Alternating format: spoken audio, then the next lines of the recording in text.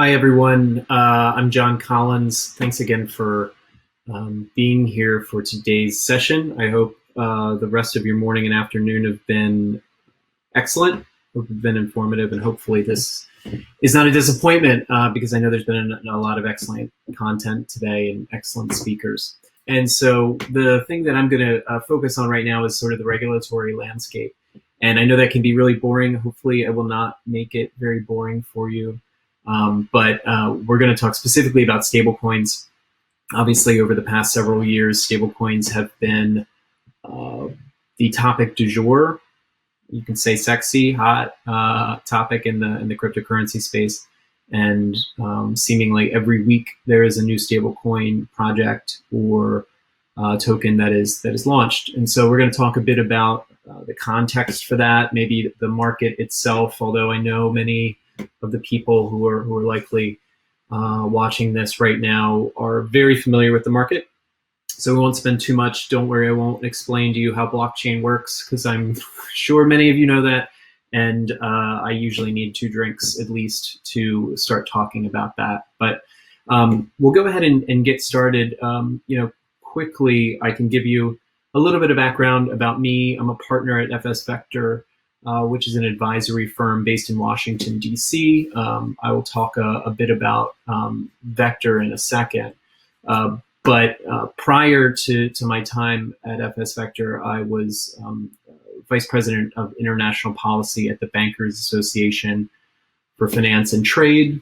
It is the international subsidiary of the American Bankers Association and traditionally focuses on payments and trade finance. I worked on those issues, but also helped build out the fintech policy program, especially focused on blockchain and enterprise blockchain, and as well as some open infrastructure projects with some of the biggest financial institutions in the world, as well as some blockchain and other startups.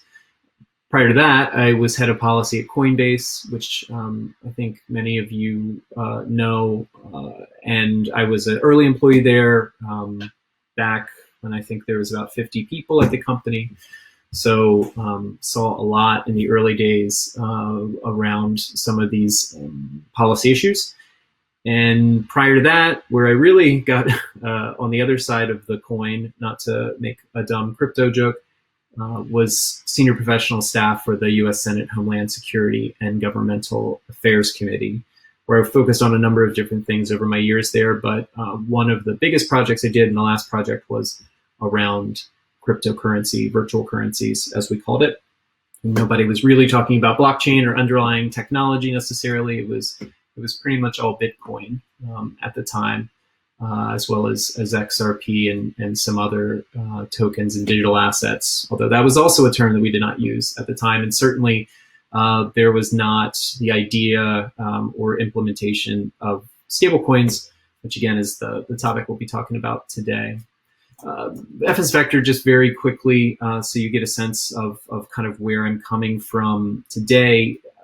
We do a number of different things, but predominantly execute on 3 verticals. And we work entirely with financial technology companies, of which many of them are crypto and blockchain projects. And we also work with banks, banks that predominantly, again, work with fintech clients or are developing their own fintech capacities. So we do advisory, so that's everything from building anti-money laundering programs to helping companies get money transmission licenses, especially in the crypto exchange space, and also help companies guide them on if they want to become a bank, what does that mean? If they want to buy a bank, what does that mean? Basically work with them to make sure they're on the right side of the law and can execute on the compliance and governance side so that they can focus on innovating and serving their customers. And then the second piece is public policy and government relations, which is the work that I lead for Vector. And that's everything from monitoring legislation and regulatory developments, not only in the United States, but across the world, to engaging states as well on a lot of these, especially crypto issues, to working with think tanks and academics, as well as traditional what you would refer to as lobbying, especially on Capitol Hill and on the U.S. federal side. And then the third piece is talent management. And so this is our newest business, and that is working with companies who are looking for really good people, especially as many of you know, because I assume many of you are working in the crypto space or certainly adjacent to it.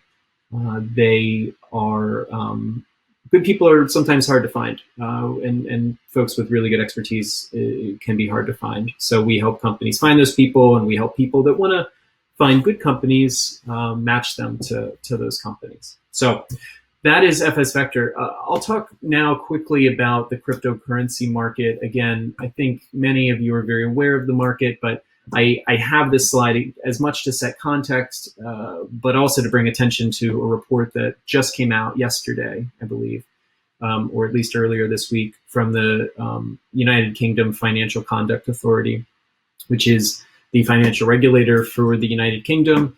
The United Kingdom, like many other countries, has a single financial regulator.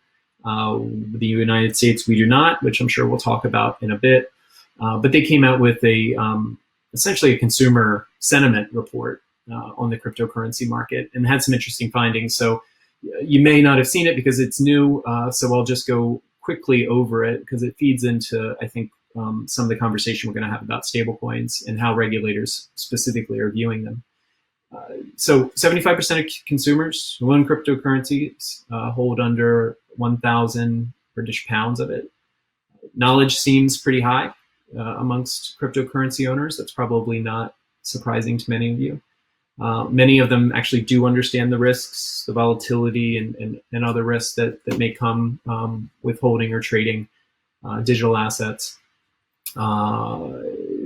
Some do think they're protected in some way, and I think depending on the exchange, perhaps they are to a certain extent.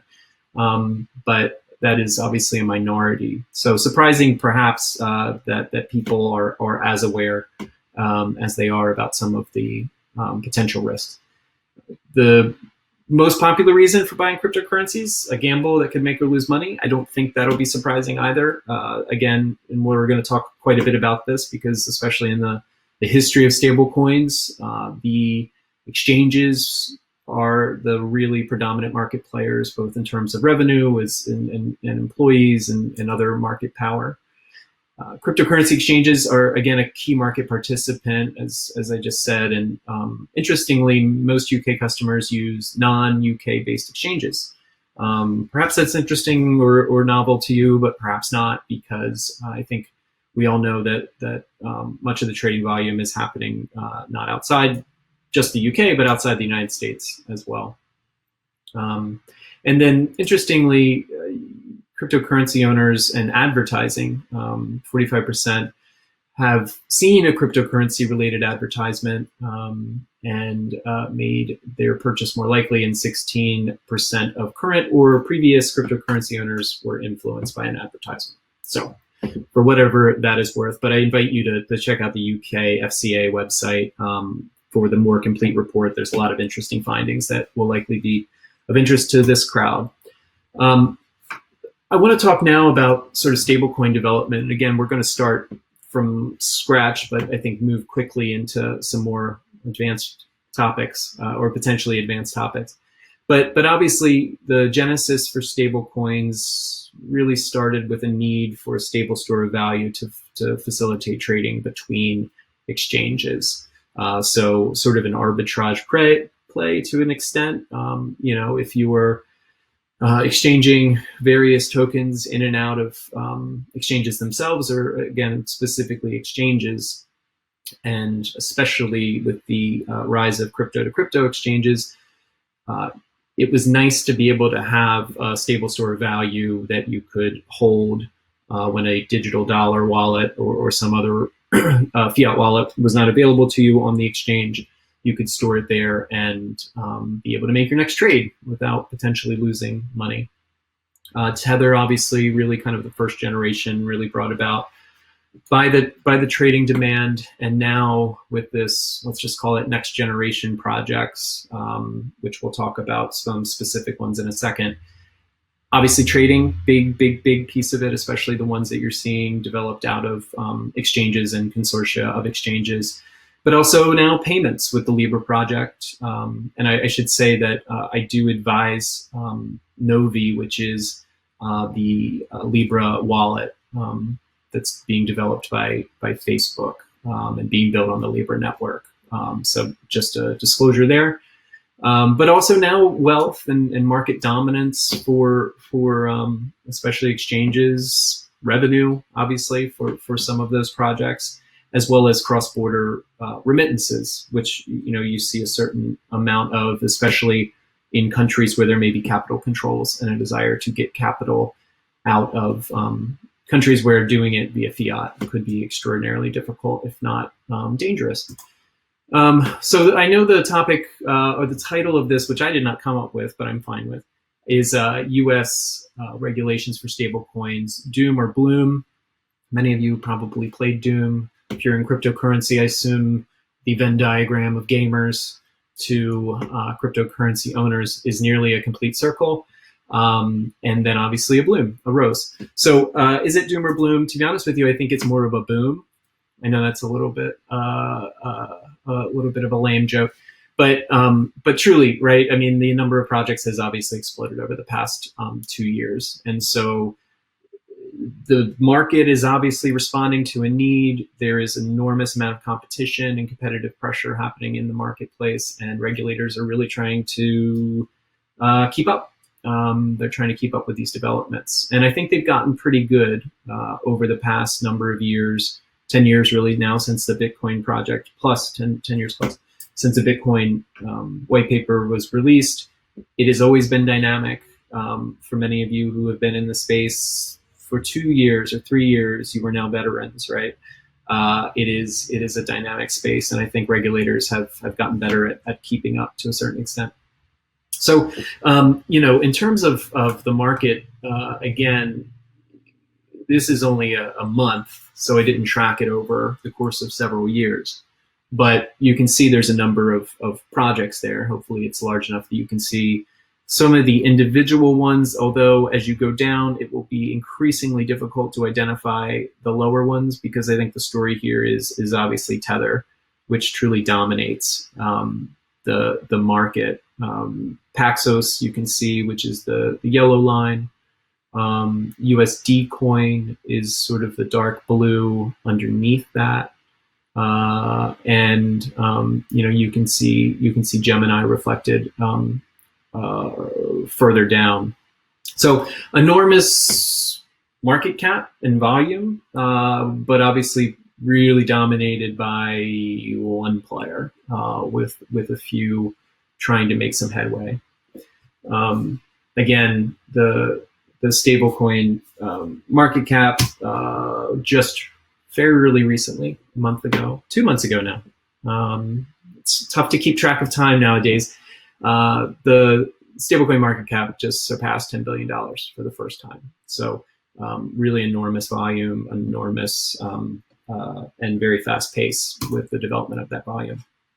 So let's talk about sort of the regulatory sphere. And many of you may be aware of the underlying regulatory sphere for cryptocurrencies.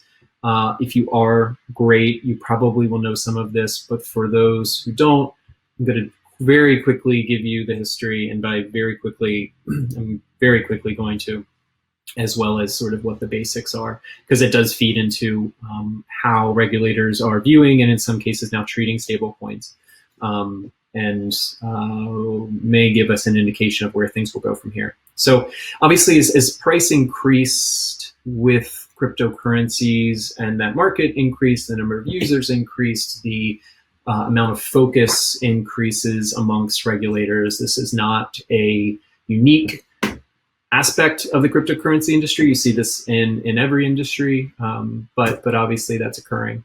This is a bit of a dated slide, but obviously what it's meant to represent is just the enormous amount of attention that regulators have taken and where those regulators are speaking from. So truly a global response, and this was, I believe, many of these quotes were taken around sort of the ICO boom, and obviously the amount of market cap increase and attention and users investment necessitated this in a way that was not done before. And frankly, I would say, other than the announcement of the Libra project, the ICO boom was probably the biggest aha moment or reason for regulators to take attention to the space. So the crux of regulation of the cryptocurrency space really is pretty basic. And it came from the United States originally, and it came from the Financial Crimes Enforcement Network, which is often known affectionately as FinCEN. And FinCEN is the Financial Intelligence Unit for the United States, underneath the Department of Treasury. And so they work to enforce the Bank Secrecy Act and AML, anti-money laundering, and know your customer requirements, and keep banks and other financial institutions, including money service businesses, which cryptocurrency exchanges are, as well as, money service business would also be like a Western Union. So what they said back in 2013 was, as they saw this kind of market begin to pick up and companies like Coinbase and others start to be founded, is, look, we don't really care about the virtual world. You can do what you want. And I think that belief was predominantly derived by the fact that at that time, they didn't think that the native crypto economy ecosystem was sustainable enough without oxygen from fiat. And because of the volatility and any number of different reasons, did not think that it was a payment system that could sustain itself without money coming into it and going back out of it into fiat, just because the lack of merchant adoption and, again, other reasons. So what they said was, look, we don't care about the virtual world, but the second you touch US dollars, you need to follow the same rules that any other financial institution does. You need to know your customers. You need to verify their identity. You need to have controls in place to avoid money laundering. And that was effectively it for several years, really, until the ICO boom. I mean, some stuff here and there, obviously, the BIT license, which I believe was adopted in roughly 2014 or 15 now, that came along. But most states just fitted in with how they regulated other money service businesses. And FinCEN examines cryptocurrency exchanges in the same way. And so that's pretty much been how it's been since 2013. It's the predominant driver and really the base of all of the cryptocurrency regulation, not only in the United States, but was adopted across the world. And we'll talk a bit about that in a second and how it's affected stablecoins. So, very quickly, the policy landscape for this space is wide. There's a lot of different things that regulators are trying to pay attention to, some of which more than others. But stablecoins obviously not on this list because this is a little bit of a dated slide. Although I would say, really, other than stablecoins, that would be probably the only other cog I would maybe put in this at this point. So before we talk about the U.S. Specifically, we're going to talk a little bit about sort of supranational groups and how they are viewing this and treating it and thinking about it. And we're going to talk about that because in many cases, the United States guides, if not entirely leads, this work. And you see much of the U.S., you hear their voice behind some of the lips at times of some of these groups. So it's a good indication of where the United States is. And we can talk again specifically about some regulators in the United States that are doing work around this, and very recently are talking about how this space, stablecoins, should be viewed. So the G7 actually not a year ago. Again, I'm having trouble with the dates. In October 2019, basically had a very high level analysis and issue spotter for stablecoins. and said that they could present challenges to monetary stability and policy, or financial stability, monetary policy, and the wider international monetary system, as well as fair competition. Disruptions to those markets could harm the real economy, potentially, if the networks were to be hacked or in other ways somehow made not workable. They also believed untruthful information could cause mispricing, market dysfunction, and that stablecoin users may not have clear information about how their personal data will be used. So, and you'll see this repeated. The issues at hand and of greatest concern are around monetary stability, how the financial system could be affected, and consumer protection and privacy. So the next piece that I'll mention, and again, this is partly because it's in order of how the work was done and where it came from, but the Financial Stability Board issued a consultative document, which actually the consultation just ended, or maybe it may end tomorrow, actually, maybe July 3rd. So if you haven't put in your comments yet, I'd recommend doing that, pull an all-nighter and send it into the Financial Stability Board. But they basically raised their thoughts, raised what they were considering to be the risks and vulnerabilities, and then asked for comments from industry and whoever wanted to say, you're on point, you're not on point, here's what you forgot, here's what you got wrong. So it'll be very interesting to see, once this is wrapped and they have time to digest the comments, what comes from it. But what they did lay out, and what their beliefs are essentially, is that, again, these global stablecoin arrangements, they believe, could be systemically important financial market infrastructure, which for many of you in finance, which I know is many of you, either recovering finance folks or crypto finance folks, or finance folks, traditional finance folks who are dabbling in crypto, it's a big deal. I mean, there's to be designated systemically important financial market infrastructure is no joke. Another thing that would be of great interest to this group and to others is they basically said, look, just because you call something decentralized does not mean it is decentralized, and it is not a get out of jail free card. And they also stated that if a network were to become highly, quote unquote, decentralized, it would still need to qualify for the requirements under PFMI. I know many of you are probably shaking your heads or wondering, well, how the hell would you do that? If it would actually highly decentralized, it would be very difficult to govern the network, especially to meet the requirements of things that are designed for traditional financial market infrastructure. But this is the statement the FSB made. They also said the arrangement should have governance to allow it to be wound down. So, this, again, say it's not highly decentralized, but has a governance around a particular consortium or group, you could see this being possible. You see that with USDC and Gemini's project and others that do have some governance around, ensuring certain compliance is baked in. So potentially, I believe this is likely informed by some of those other projects.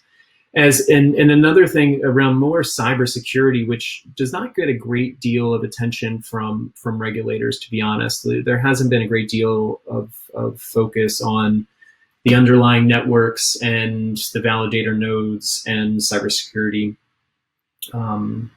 requirements for them, other than the bit license, which does talk about that quite a bit. But they raised that these nodes need to make sure that they're reliable and they're resilient. They need to have redundancy, and they need to have all the things that you expect out of traditional FMIs. And I would say the summary, and this is not a quote, but as you read through it, this is what comes out is, look, the FSB and its members and its guidance to governments is that there is an expectation that there needs to be some sort of centralized control of the network for the ability to claw back payments, throw a kill switch, etc. So that is the FSB's point of view, which I'm sure to many is likely not perfect for a number of different reasons, but there we are. The European Central Bank in May, so literally 2 months ago,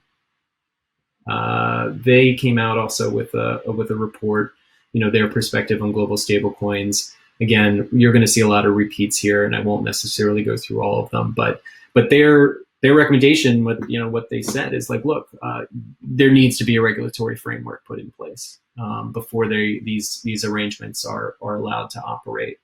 And they didn't say what that arrangement could be or what that regulatory scheme could be, but it could be an issuer of e-money, it could be an investment fund, it could be a bank, or it could perhaps fall outside of the existing framework, and then a new framework would be needed to be created. They did say there is a risk that end users will regard the stablecoin as being equivalent to a deposit. I would say that's fair. I would say many people, as we talked about in terms of use cases, do view it to an extent as a deposit. Again, hearkening back to some of the former regulators' comments, if there is an expectation that it is a deposit or it is equivalent to a deposit, will unwitting consumers then think it has, at least in the case of the I'm not sure what the deposit insurance scheme is in the ECB, and I realize now I did not change my slides, but hopefully I spoke to it accurately. That even if it's that they expect a certain amount of insurance if things go wrong. The FDIC in the United States is prime example, and I'm sure other countries have had the same. And again, if there is, this is the thing which I think is important to remember. There's a lot of ifs in all of these recommendations or comments or perspectives, and it really is, if this is to have significant market uptake, if it becomes globally adopted in a significant way, then XYZ. And so again, financial stability comes up. They raise the specter of short-term government debt markets being affected and the stability of bank funding being weakened. I think, again, going back to the deposit piece. But look, if a stablecoin arrangement reaches a global scale, they think malfunctioning poses risks to the financial system. Again, a repeat really of what the FSB said. FATF, and I mention this because it is extraordinarily recent, was yesterday. The Financial Action Task Force, which is a group of nearly every industrialized country and maybe some non-industrialized countries that come together to create and agree upon standards related to AML and KYC that other countries and their members should adopt across the board. And the reason for this is really to ensure that there are not leaks or potential leakages in the global AML frameworks, because with one leak, it could result in, I think they would argue danger to the financial system and regulatory arbitrage and all sorts of other things. So G20, they asked FATF to just see what considerations there should be relating to stablecoins and any money laundering issues. That was the mandate. And what FATF said is, again, those that have the potential to be mass adopted could potentially cause a pretty significant shift in the virtual asset ecosystem and have implications for money laundering and terrorist financing risks.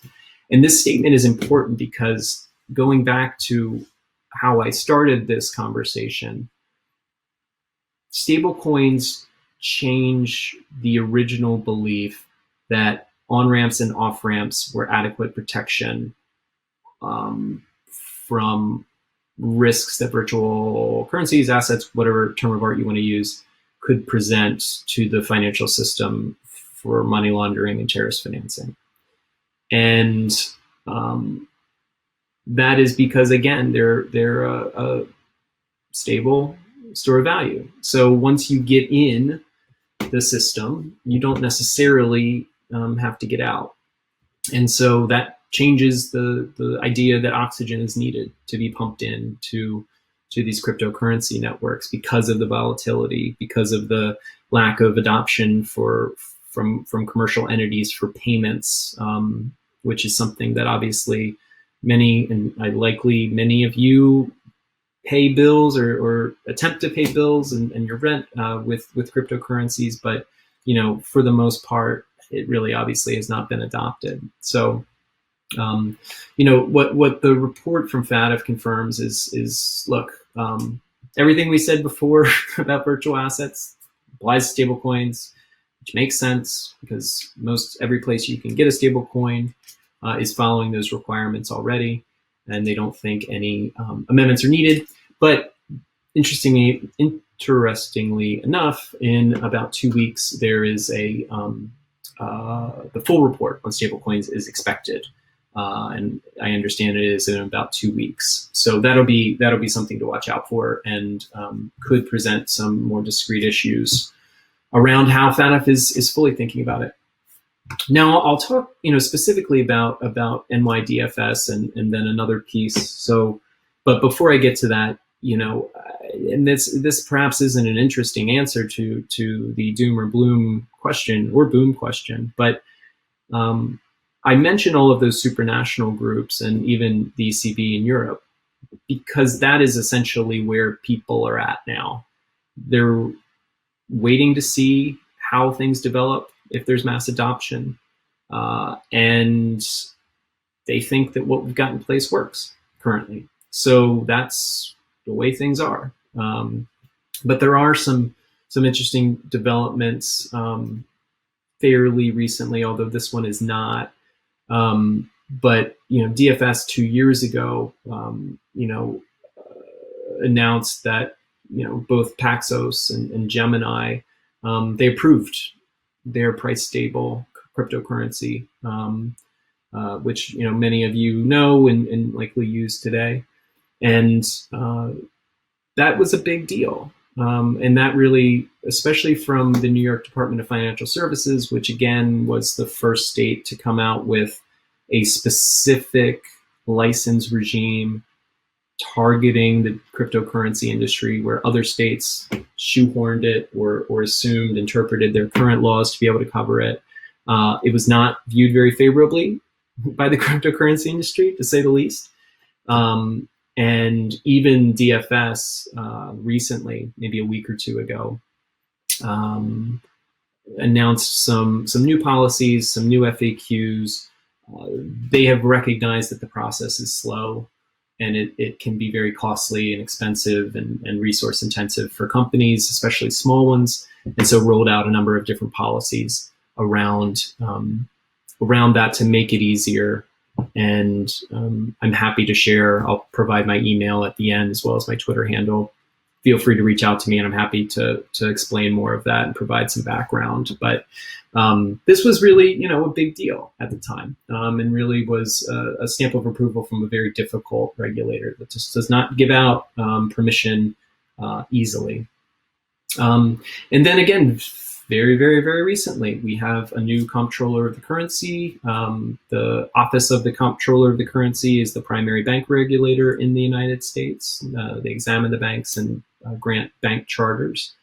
And Brian Brooks is the new comptroller. He's been in the job for, a month-ish. So he's new-ish, I guess, depending on your definition. And among many other things, Brian was most recently the chief legal officer at Coinbase. So I did not, unfortunately, get the chance to work with him. I was gone several years before he started there, but certainly has an intimate knowledge of the cryptocurrency industry. And he's done any number of different interviews and podcasts over the past several weeks. I invite you to look him up. And I'm sure you can find them, and they're very worth listening to. He talks about financial technology broadly, but obviously with his background quite a bit.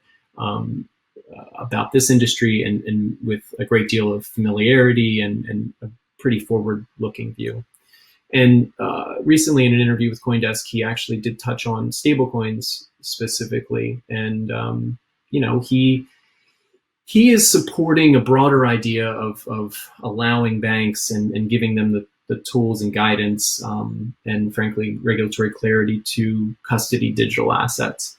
And as a part of that, talked about stablecoins and how he wants to support strengthening the ability for banks to give relationships to stablecoin users. I don't think I need to tell many of you, especially who have started or worked for a cryptocurrency or tried to start a cryptocurrency enterprise, banking relationships are extraordinarily hard to come by. They're a bit better than they used to be, but still very tough. He raised the example of Tether's original bank in Puerto Rico, Noble, which had a pretty significant blow up, which we want to avoid. So, with what the comptroller is trying to do, there's increased attention on formalizing things, on allowing for regulatory clarity for traditional finance to involve themselves in this space. And again, I would be remiss without mentioning Libra. CeeLo is another very prominent stablecoin project. And, both of them have consortia-based, have a significant amount of resource behind them, and are really focused on payments, on retail payments rather than on trading. And looking at the remittance market that we have, looking at payments broadly, which for those in the United States and perhaps in other countries, but I think other countries have a much more modern payment system and disbursement system for government aid, sending checks to millions and millions of people to grant them relief financially when it takes weeks. Even direct deposit takes a significant amount of time. And when people are losing their jobs and need to pay their bills and likely already on the edge in terms of likely having very little to no savings, and you have a market that moves so quickly now, even more quickly than the last time we did stimulus payments, which was under President George W. Bush, we need something faster. And the Fed is currently working on a real-time payment system, RTP, but that isn't expected till, I think, 2022, and that's likely the best case. So it'll be very interesting to see how stablecoins play a role, if they play a role, in modernizing the payment system to provide not just government disbursements, but a modernization of payments that actually works better for consumers and businesses. And hopefully we never, ever have a situation like we have today with the current pandemic and resulting economic troubles. But I will not be surprised if we do, hopefully decades and decades from now, but that stablecoins in some way will play a role in granting relief. So with that, I am done. And I know this was supposed to be an hour, but I was also told that I could be quicker than that. I think we have time for questions. I'm going to go into the question box, as I understand it, and see if there are any questions. If you do have questions, feel My name's Ethan. free to I'm put them Central in the chat, and I will answer it. So, a question from Daniel. Can you speak to Ergo Stablecoin and the other stablecoin Cardano was considering? So Daniel, I got to be honest, I really can't. I'm not totally familiar with the Ergo project specifically, but look, I mean, Charles and the Cardano team have a extraordinary talent for very technical implementations, extraordinary amount of market expertise and regulatory forward thinking. They're very involved in Wyoming around a lot of the banking issues that Brian Brooks is talking about, but at the state level, and they've really led on this. So I would be very surprised if that is not a major competitor or a significant market participant in this stablecoin space. Frederick asked a question about the Federal Reserve's RTP plan or a real-time payments plan. And yeah, I certainly can speak at a high level about it. There's been, Europe has had SEPA payments for over 10 years. And US payments have just been really slow. Credit card payments have been very slow to modernize. We just sort of started using chip and touch and tap. And there's industry reasons for it, but it's also just a bigger, more spread out country. And so there's practical reasons too. But the RTP plan, took a lot of time to develop. They took a lot of consultation from industry about the best way to do it, predominantly from banks and other payment processors. And look, essentially it came down to a question of, will the private sector build it or will the Fed build it? And where the Fed landed was they will build it. And so that's the way things are. And that's the way they think things are right now. And they are going forward on building this real-time payment system that I think will function like SEPA, in that rather than have a day or two to clear a payment, you can clear it much more quickly, instantly. So they're trying to build that functionality that banks can plug into. Again, I think there was a great deal of skepticism about the Fed itself building it and owning it, rather than the industry as a whole. Like the clearinghouse, which many of you might be familiar with. But that is where they've landed, and we'll see if in 2022 we have it. Again, with the current situation, it would be nice to have it now, but here we are. And Daniel asked about the RTP. I believe, and double check on this, I want to say it's 2022. I know it's at least 2 to 3 years out, and that is the target date. Craig asked a question about the U.S. coming along with crypto taxation laws and regulations. That's a really good question. Two things I would mention related to that. There's obviously been a long-standing concern about the desire for de minimis exemption for crypto retail payments. And I won't get too in the weeds on this, frankly, because I'll get over my skis very quickly, and I can think of another lame phrase to use, I'm sure, in a second. But the reason, the idea there is the IRS treats anything that's not legal tender as a potential capital gain once you spend it. So if you have $100 in Bitcoin and you buy a coffee for $5 and the price has increased over time, and the $100 turns into $200, you've got to pay capital gains on the appreciation for the transaction that you made, which makes it very difficult to have a retail payments product when you have to keep tax records for every coffee you buy. So what folks like Coin Center, which is an excellent advocacy organization and think tank out of Washington, D.C., has been pushing the IRS to do now for several years, is give guidance for those transactions to be giving a de minimis exemption, which I want to say is $100 to $200. It's something there. So anything underneath that appreciation is a non-taxable event. This is how foreign currency transactions are treated. What the IRS will say is that under their authority, they can't do that because only legal tender, somewhere, wherever it might be recognized, can be granted that de minimis exemption under their current authority. Legal tender, as many of you know, is whatever a government will accept for taxes. So that has not happened yet with any cryptocurrency, maybe one day, but I wouldn't hold my breath. But until Congress changes that, it's not going to happen. The one other tax issue that I'll mention, and it's been a bit off the radar, but it's important. The Proof of Stake Alliance, which is a group of various companies that are interested in proof of stake, have been advancing with the IRS and members of Congress. And I say this, and I know this because I advise the Proof of Stake Alliance along with some of my colleagues at FS Vector.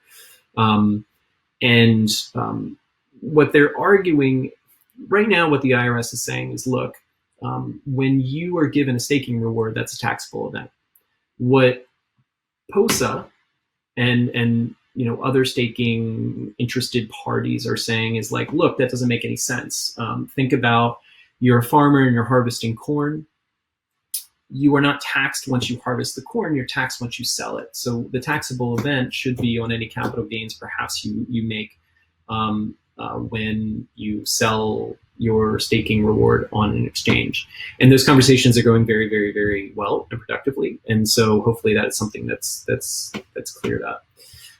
Frederick asked a question about FATF acting as a super regulator, feels like a bully, super world government through monetary regulation. Is it a super regulator? No, it's not a regulator in and of itself, right? These countries come together and they're really led by the United States. The presidency over the last year was China. The current presidency is Germany. Looks like they're going to focus on virtual currencies, but they've got a whole other agenda like wildlife trafficking and other things. But they put out guidance and they ask countries to follow that guidance and implement it in some way in their own countries. But some do and some don't, and some have their own tweaks to it. So, they don't have power necessarily to do anything to them. So in that case, it's not necessarily like a world government entity. It is a standards body, really, but has a little bit more force than your average standards body. Frederick, I know you got another question, but I'm going to go to Fabio's really quick. Any thoughts about an IMF coin, SDR, and blockchain as a stablecoin to replace the dollar standard? That is a really, really, really super interesting question. If you have not read Mark Carney's speech from, again, maybe a year ago, which he gave right before he left the Bank of England, he talked about this idea of what he termed a synthetic hegemonic asset. Really, it was derived, and I see someone asked a question about China. I think it really is coming from this idea where China, obviously, many of you probably know, but if you don't, they have a pretty real, pretty significant CBDC project, not only underway, but now in implementation, at least in some jurisdictions and cities. And so, and he didn't include this as a part of his speech, but I'll give you what I think the situation is that he's imagining that would require the creation of a synthetic hegemonic asset, at least for Western countries. And that is, say you have the digital renminbi, it's launched in China, and then say China requires all of their raw goods manufacturers to only accept payment in digital renminbi. And they require other, cross-border companies to only accept digital renminbi or deal in digital renminbi. So look, you're a company, you want to make a living, you're going to do it, right? You're just going to do it. So then you have someone sitting on the other side of that transaction. It could be a US company, it could be anybody. And they're holding on this digital renminbi. So what are you going to do with it? You either got to liquidate it somewhere for whatever your local currency is, or you're going to hold it and use it for another transaction. So you can see how this scenario quickly could turn into, and this is a big hypothetical, right? So this is like, but if anything, I think we're learning that all kinds of crazy stuff we wouldn't imagine or could happen. So you could have a threat to the US dollar as a global reserve currency. So the idea of a synthetic hegemonic asset is essentially all of the central banks. And really, when we say all of the central banks, maybe we mean all of them, but we probably mean the Western industrialized central banks come together and they create this SDR, they create this synthetic hegemonic asset that sits as a global settlement layer. so that if you do have a number of CBDCs and they're cross-border, or you have these countries that, or these companies that are sitting on this digital renminbi, that they can just liquidate it into that and then back into a local currency, and there is no threat because everyone's a part of this. That's when you start getting into world government stuff, perhaps, but that's the idea. And Jargon got a question. You say it's an odd question. Feel free to skip, so I will reserve the right to do that as I read it. Can you explain on the volume exchange devaluation that occurs when stablecoins fluctuate within an exchange? The users of the coin are losing at least 0.1% most of the time it is exchanged. Does this have other impacts in relation to the pegging of the value of the coin to the collateral? Basically, they're harvesting value by the movement of the currency. Does this cause any issues? That's a good question. And to be honest with you, I don't know. I can tell you that regulators have not really pointed to anything that technical that I've seen, and perhaps it'll be pointed out in this more in-depth report that's going to come out.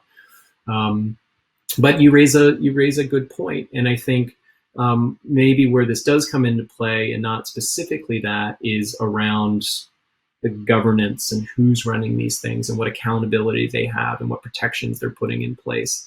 And you're right. I mean, there's, and I love all the projects that are out there for stablecoins, and I love all the companies that are doing them. But Paxos and Gemini and Coinbase, these are not Circle. These are not nonprofits. They are doing this for a reason. And so, again, to the extent that there seems to be consumer protection issues, or there's large market participation increases, I could definitely see this being raised as a huge problem, especially if consumers get wind of it and understand, like you do, Jargon, proof that they could be losing money. And just the last question that I see, we only got a few more minutes, so if you do have any other questions, please feel free to put them in the chat. But Frederick asked, Giancarlo is the former CFTC commissioner in the United States, former CFTC chair, Commodities Futures Trading Commission. Testified to Senate Banking Committee a couple of days ago, specifically asked what it would take for a CBDC, CDEP for the US and he said within 3 years. And is that linked to the Fed's RTP? So the quick question, well, I'll start with the last question. Is that linked to the Fed's RTP? Absolutely not. Do I think it'll be within 3 years? Absolutely not. There has been little to no interest on behalf of the Federal Reserve on doing a CBDC. They have been asked time and time again. They've been very clear. Having said that, the Fed is doing work around it, not only economic research, but they're, not public pilot projects, but they're doing some more technical work internally. They're not just asleep at the wheel. I think in part because of the China competitive issue, but also I think just to do their own due diligence. But again, an implementation in 3 years just is, I don't know how you would be able to do that. I mean, we can barely get, rocket permission for Elon Musk done in, 4 years. So I just don't see how you'd implement something of that scale, especially with the political environment and financial environment that we're in the United States. So that is my very skeptical view. Again, could be wrong. And, again, stranger things happen. But, one thing I will mention that is related to that, and that I'll probably close out unless anyone has any other questions, is the recent COVID package that went through, or two months ago that went through, did have a number of proposals for digital currencies, for CBDCs, although they didn't call it that. They called them digital dollars. And they all came from Democrats. They all involved the Fed directly running them in one way or another.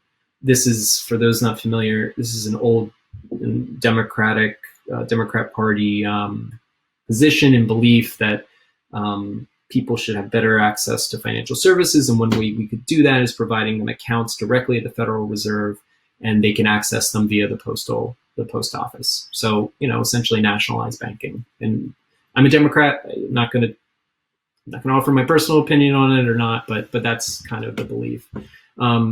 What one of the proposals, or maybe two of them, suggested was that the Fed would create this, and you would hold your money, your digital dollars, with the Fed in an individual specified account for yourself. But the access point with it would not only be the post office, but banks, all banks, would be required to essentially create the consumer interface for it. And they had like 6 months to do it, or a year or something. And they were called digital pass-through wallets. So literally just a requirement that banks make sure that they provide access to those dollars. Those proposals never made it anywhere. I haven't seen, there's another package being kind of talked about now. Perhaps they raise their head again, but it was not viewed particularly favorably by anybody, other than folks who, again, sort of have political reasons for pushing that. Although I don't think anyone necessarily viewed it practically possible. It really was, I think, an idea to throw out there, and it certainly started a lot of conversation. I think it's certainly an interesting topic to discuss, but very little in the way of any real chance that will pass in any way. So with that, I think I'm at time, or close to it, or close enough to it.